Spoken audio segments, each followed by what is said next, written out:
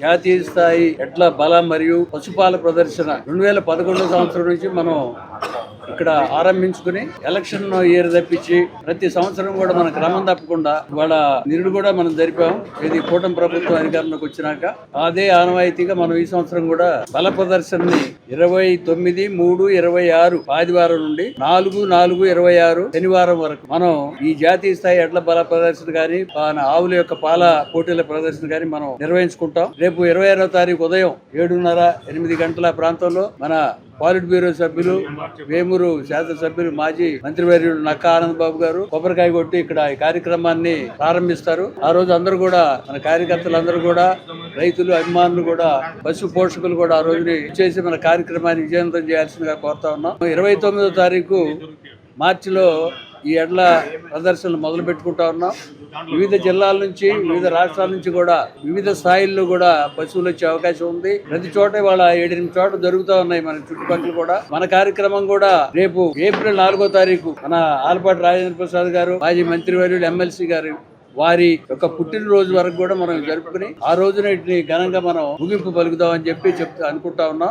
అందరూ కూడా ఈ రోజుల్లో వ్యవసాయం వెనకబడిపోయి ఈ పశువులు అనేటువంటి మాట కూడా ప్రజలు, రైతులు కూడా మర్చిపోయేటువంటి టైంలో ఇవాళ ఈ కార్యక్రమాలు ఈ రోజుల్లో జరపడం అనేది ముదావహం. ఇవాళ ముఖ్యమైన వ్యవసాయం మన భారతదేశంలో 60% మంది వ్యవసాయంలో పాల్గొనేటువంటి కార్యక్రమాలలో మనం ఎంతసేపు ఈ ఉద్యోగాలు, సాఫ్ట్వేర్ అని చెప్పి రైతు లోకంలో పిల్లలు కూడా ఇవాళ ఉద్యోగాల కోసం పర్లాడుతా వ్యవసాయాన్ని నిర్లక్ష్యం చేస్తా ఉన్నారు. ఇట్లాంటి కార్యక్రమాలు మనం వ్యవసాయానికి కూడా ఆసక్తిని పెంచుతాయి. పశువు పోషకులకు కూడా ఉత్సాహభరితంగా వాళ్ళు కూడా బలంగా పశువులు పెంచడానికి కూడా వీలుంటదని చెప్పేసి కార్యక్రమాల నేను భావిస్తా ఉన్నాను. రేపు 26వ తారీఖు ఉదయం అందరూ కూడా కార్యకర్తలందరూ, తర్వాత రైతులు కూడా పాల్గొని ఈ కొబ్బరికాయ కొట్టే కార్యక్రమంలో ప్రారంభించే ఆ రోజున మనం తర్వాత అందరూ కూడా ఈ 4 రోజుల పాటు మన 29వ తారీఖు మొదలు పెట్టే వరకు కూడా ప్రతి ఒక్కళ్ళు కూడా వాళ్ళ ఖాళీ టైంలో అందరూ కూడా వచ్చి ఈ కార్యక్రమాలలో పాలు పంచుకుని కాసేపు 1 గంట 2 గంటలో వాళ్ళకి తీరిన సమయంలో వచ్చి అక్కడ కూర్చుని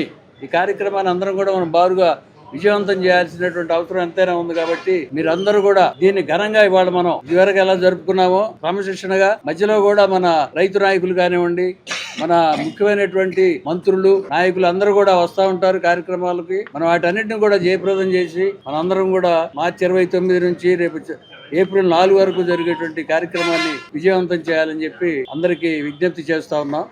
ఆవరణలో జరిగేటువంటి కార్యక్రమానికి వాళ్ళ కూటమిలోని పార్టీలు టీడీపీ, జనసేన, బీజేపీ అందరూ కూడా ఈ కార్యక్రమంలో పాల్గొని ఈ కార్యక్రమాన్ని రైతు పరంగా విజయవంతం చేయాలని చెప్పి అందరికీ విజ్ఞప్తి.